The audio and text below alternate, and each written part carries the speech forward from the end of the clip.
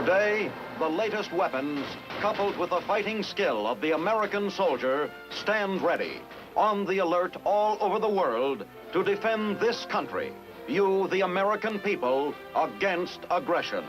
This is The Big Picture, an official television report to the nation from the United States Army. Now, to show you part of the big picture, here is Sergeant Stuart Queen. A proud tradition is a must for a fighting army. Past deeds of glory serve as an example, an inspiration for the soldiers of today. An army post which almost breathes tradition is Fort Monroe in Virginia, headquarters of the Continental Army Command, and incidentally an attraction for tourists from all over the country. To give viewers of The Big Picture our own quick tour of historic Fort Monroe, not long ago we flew down to the extreme tip of Virginia's Lower Peninsula. From the air, it's easy to see that Fort Monroe is really a fort within a fort. Begun in 1819, it is the largest enclosed fortification in the United States, covering 63 acres of ground. Around the fort is a moat, 60 to 150 feet in width. Pathetic as it may be in the face of modern weapons of war, in its day, when a stone wall was still the answer to gunfire, Fort Monroe was a brilliant concept in seacoast defense. Yes, the surroundings may have an aura of bygone days, but that's all there is about the past at Connaught. The words of Commanding General Willard G. Wyman highlight the present and future of the Continental Army Command. I'm very happy to introduce you to the headquarters of Continental Army Command, located here at Fort Monroe on Old Point Comfort, Virginia. It is significant in this respect that we are located in the shores of Hampton Roads, where during the Civil War, the first ironclad vessels of war challenged each other for the first time in battle. New weapons in a wartime laboratory. Now in peacetime, we endeavor to look still further ahead. Fortunate, too, are we, located within a few air minutes of the Tactical Air Command at Langley Field. Blood brothers of ours on the battlefield. That powerful air force that opens the way for the Army victory. No less important is the Navy, which keeps the Army alive on distant shores. Just across the bay at Norfolk is the Commander-in-Chief of the Atlantic Fleet with his headquarters. Three services of the utmost mutual importance to each other: the Army, the Navy, the Air Force. Your team for national defense. My appointment with a public information officer was for later that day, and there was time first for some sightseeing around historic Fort Monroe.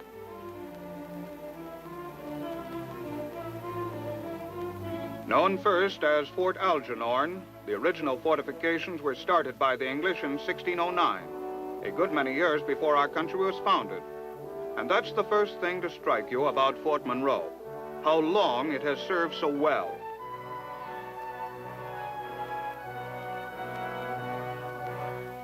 From 1609, this defense point, later named Fort George, and still later Fort Monroe, after the nation's 5th president, has quartered fighting men from near and far. The fortifications were destroyed once by fire, twice by storms. At one time, the fort was rebuilt by men commanded by a young lieutenant, later to become famous as General Robert E. Lee. There is a sense of history in every corner of Fort Monroe, and to help visitors understand its role in some very stirring events, a small museum has been set up within one of the old walls of the fort, the Casemate Museum. Here, a sergeant from the Public Information Office answered my question. What are the main sightseeing attractions at Fort Monroe? Well, Sergeant Queen, that would be difficult to answer because so many things have happened here at Fort Monroe, historically speaking, that I just couldn't quite concentrate on one point. Uh-huh. I noticed that a great many tourists visit this post. They do, from all over the world coming in. When did this tourist popularity here at Fort Monroe begin? Sergeant Queen, I don't think I would care to answer that question because There are so many things about Fort Monroe that have to do with America's past. You know, this area has been a resort area since way back in 1832.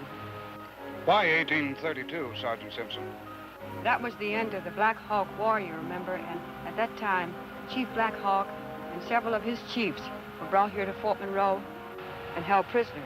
And people came from far and wide to see these, well, they were downright celebrities here. And then they told their friends about how interesting Fort Monroe was, and thus it was built up as a resort area. Listening to Sergeant Simpson, I realized why this post is most fascinating to those interested in our Civil War period. Fort Monroe was a Union stronghold throughout the Civil War, even though it was deep in Confederate territory. It served as a staging area for thousands of Union troops. In other words, the Union troops were right here within almost the Confederate lines. That's right. And just across the bay at Norfolk was the Confederate troops. I think, Sergeant Queen, that if you were coming to our museum, you'd learn a lot more about Fort Monroe than I could tell you. Thank you very much, Sergeant Simpson. I think I will just look around. The Casemate Museum consists of a series of small rooms hewn out of the fortress wall. Of particular interest is a room commemorating the sea battle between the first ironclad ships, the Union's Monitor, the famous cheese box on a raft, against the Confederacy's Merrimac. The battle took place on March 9, 1862, at Hampton Roads, just off the walls of Fort Monroe. And on the walls of the room was a drawing of the famous battle, which turned back the Confederacy's bid for naval supremacy. Next along the wall were other drawings of highlights and personalities in the Fort Monroe past. Robert E. Lee as a lieutenant of engineers. A recital of his poetry by Edgar Allan Poe in 1849. Poe was a former sergeant major at the post. And the memorable day in 1862 when a famous president stepped ashore to visit a strong point of his nation's defenses. These and other mementos of a storied past line the walls of the Casemate Museum. The adjacent room is simply furnished. A bed, a table, a chair, a Bible. The cell where Jefferson Davis, President of the Confederacy, was brought after the defeat of the South in the Civil War. A chair next to the cot of Jefferson Davis, a tribute to the memory of Dr. Craven, Chief Medical Officer at Fort Monroe, who befriended the captured Confederate president and helped him win better conditions.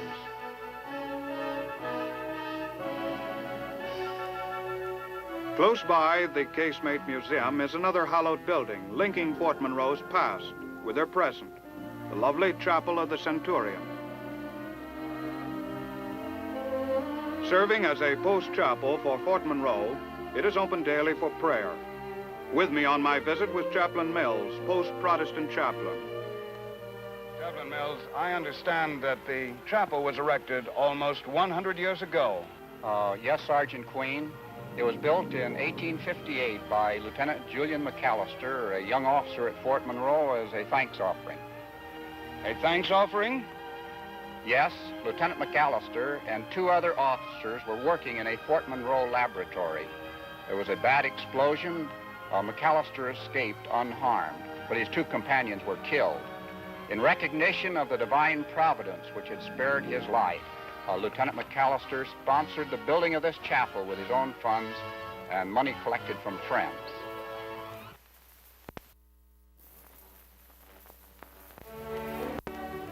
I kept thinking of the story of Lieutenant McAllister as we walked on. And a moment later, we were inside the cool quiet of the Chapel of the Centurion.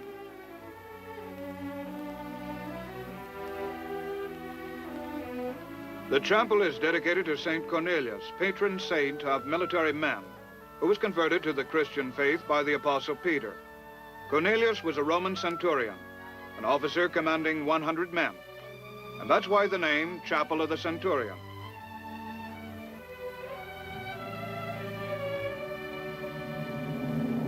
Hanging from the walls of the chancel and nave are the flags and colors of old regiments of the United States Army. These flags, faded and worn over the years, have rustled quietly over many a national leader who has come here for moments of spiritual repose. Among them was President Woodrow Wilson, who more than once left Washington to spend weekends at Fort Monroe, where he worshiped in this flag-lined chapel. The stained glass windows are dedicated to the military men who have served at Fort Monroe, all good and faithful servants whose memory will always be cherished by a grateful nation. They served in the watchful, quiet years of peace, and in the rumble and thunder and sacrifice of war.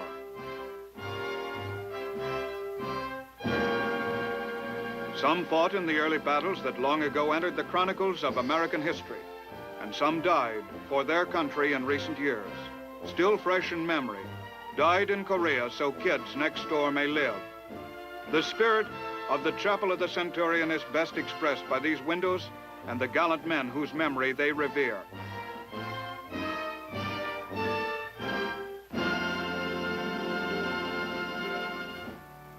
So the kids next door may live.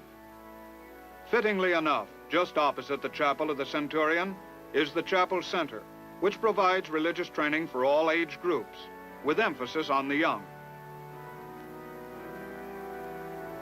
There are 3 youth chapels here. In an atmosphere that is pleasant and spiritually uplifting, they worship regularly. The post has always been a leader in the field of soldier and dependent education.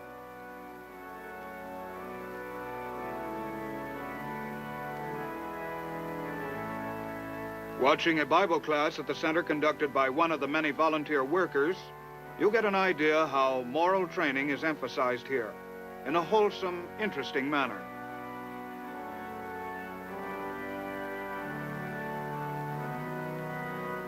No wonder, then, religious classes are among the most popular activities at Old Fort Monroe. And for that matter, there's many a reason why it is a popular post with the men stationed here.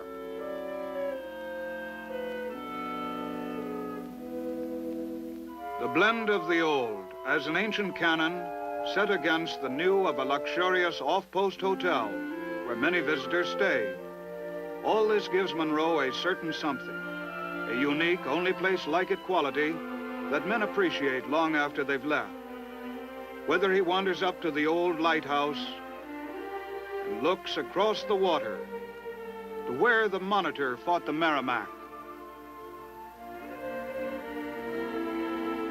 or whether he enjoys an hour of relaxation at the Officers' Club, set in the coolness of an old casemate, a room cut into the actual wall of the fort, or whether he spends a lot of his free time at the Enlisted Man's Club.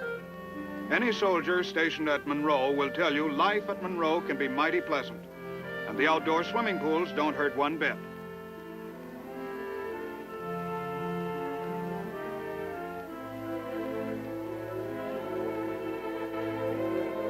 Dependent housing is available, with plenty of room for kids to play, and a wonderful view of the Atlantic to boot. There's even an unofficial dog cemetery, where Rover and Fido and company are laid to rest. Impressions mingle, one with another, as you walk through Fort Monroe. There are the old quarters built in 1819, still in use. The churches, so that men and women of every faith can worship in their own way. There is the impressive grandeur of General's Row, from where by 7:30 every morning, senior officers have left for work. On sunny Sunday afternoons, the thumping beat of a brass band sounds out from Chamberlain Park as the soldiers offer a concert.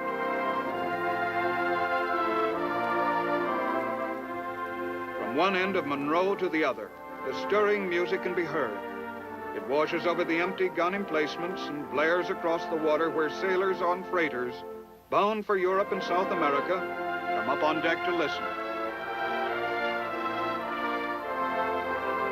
How many times do you suppose these ancient moat walls have echoed to the music of the Fort Monroe band? Almost a countless number. For these stone barriers were built to ward off the musket and the cannonball, and still stand today in the era of the rocket and the guided missile. Surely the fort is no bulwark of defense today. It is more a symbol of the unwavering, unfaltering past of a great nation.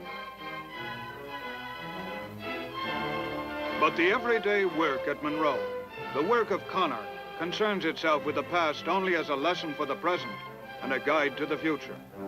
And the future of our Army, that is the business of Connacht, as I soon learned in my interview with one of Fort Monroe's public information officers. How do you do, sir? How are you? Sit down, please. Major Gordon Andrews is one of the public information officers of the Continental Army Command.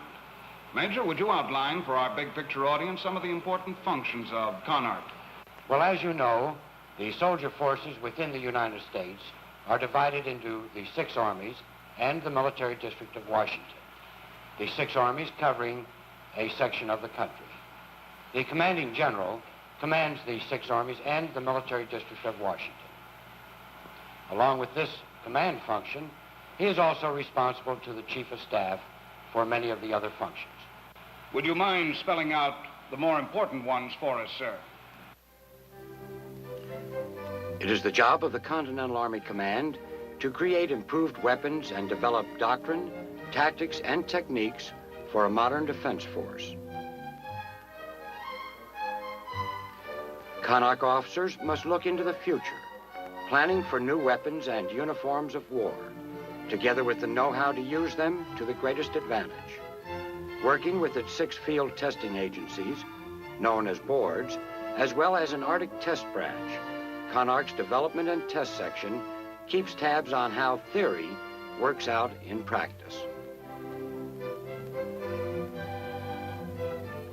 At Board 1, for example, in Fort Sill, Oklahoma, Connacht men have participated in many tests to improve the Honest John, a rocket capable of delivering various types of warheads at long range.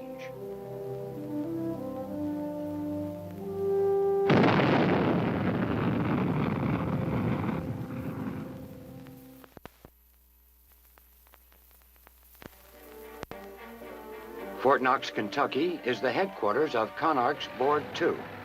Here, the dust and grime of operational use tests the latest in armored vehicles and automotive equipment, as the M59 armored infantry carrier, or the T-101 self-propelled gun.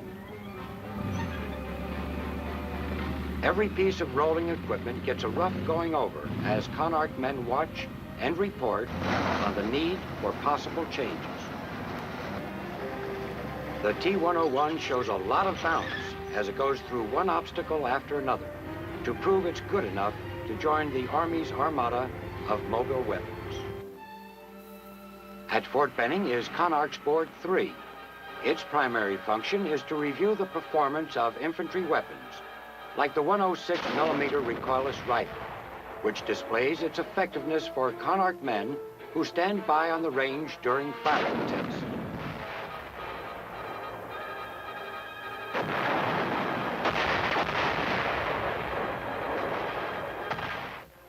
Fort Bliss, Texas, headquarters of Connacht's Board 4, which is primarily concerned with the Nike guided missile, now being used in many defense locations throughout the United States.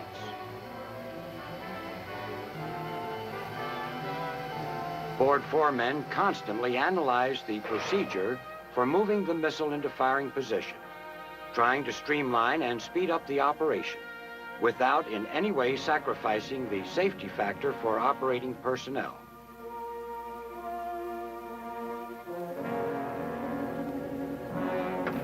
Board 4's field of interest also extends to target drone planes, pilotless machines hurtling through the air under complete control of men on the ground. Anti-aircraft weapons represent another important area of Board 4 activity. They are put through rigorous firing tests regularly.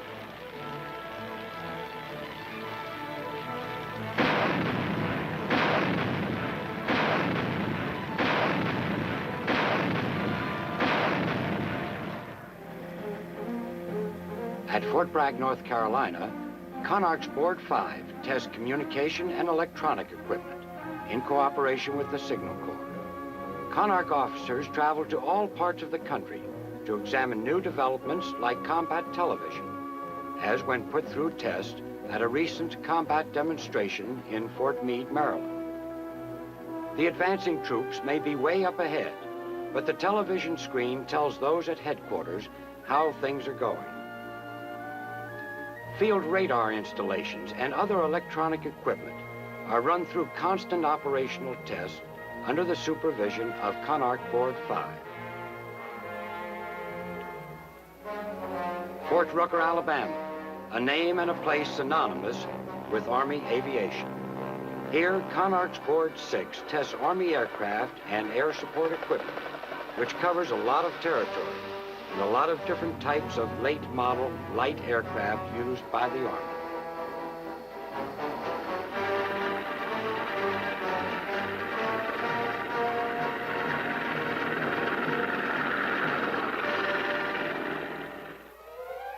Fort Greely, Alaska, home of Conarc's Arctic Test Branch. In ice and snow, battling sub-zero weather, Conarc men watch and report as men and equipment go through performance tests.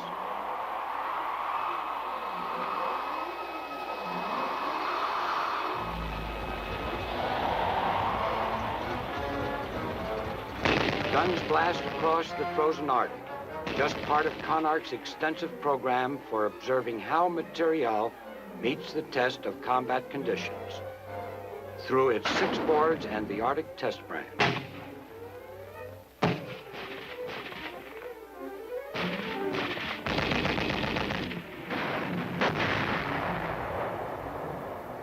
The scene, any one of many Army installations throughout the world. A projector is turned on for a training film.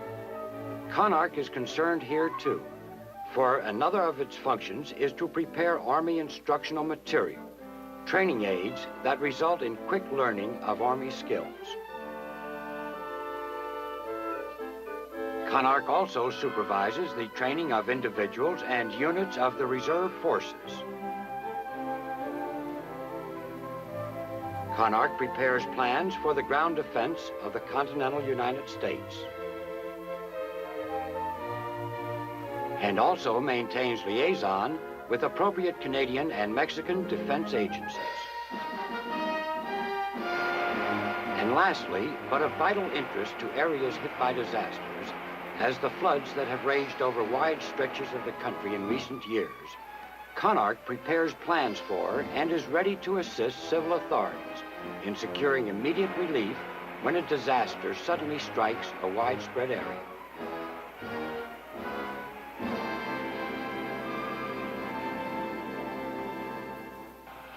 That's a very abbreviated, very much simplified run-through of some of the important functions of the Continental Army Command. Thank you, Major. By the way, where's that band music coming from? That's from our parade ground. You're just about to get in on the awarding of the Soldier of the Month here at Fort Monroe. A few minutes later, a parade was taking place on the carpet green parade grounds.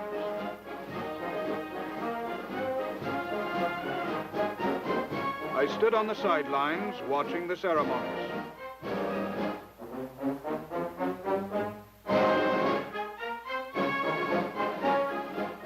Fort Monroe's Soldier of the Month received his award.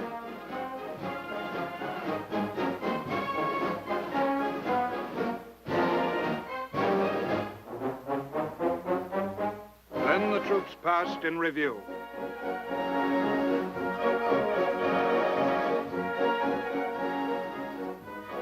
Certainly it was not massive as Army parades go. We've all seen parades with louder brass bands, with more marching men and women. But it was impressive just the same. On this parade ground, surrounded by the mementos of the Army's proud past, one got a real sense of the continuity of the United States fighting forces.